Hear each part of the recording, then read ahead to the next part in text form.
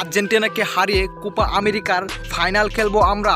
দর্শক, আর্জেন্টিনার বিপক্ষে মাঠে নামার আগেই আর্জেন্টিনাকে রীতিমতো হুমকি দিয়ে কি বললেন কানাডার কোচ, এসবের বিস্তারিত জানতে পুরো ভিডিওটির সঙ্গেই থাকুন।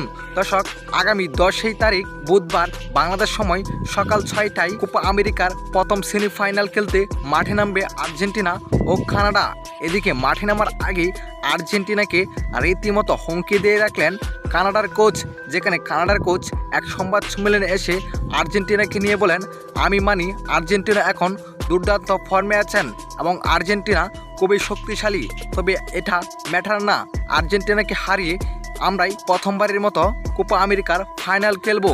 আমি জানি মেসি খুব শক্তিশালী, তবে মেসিকে আটকানোর জন্য আমাদের নতুন কোনো পথ বেছে নিতে হবে। মেসিকে আটকাতে পারলেই কেবল আমরা ম্যাচ জেতার সম্ভাবনা রয়েছে।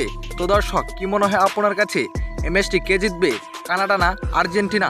অবশ্যই জানাবেন আপনার মতামত আমাদের এই ভিডিওর কমেন্ট বক্সে। ধন্যবাদ।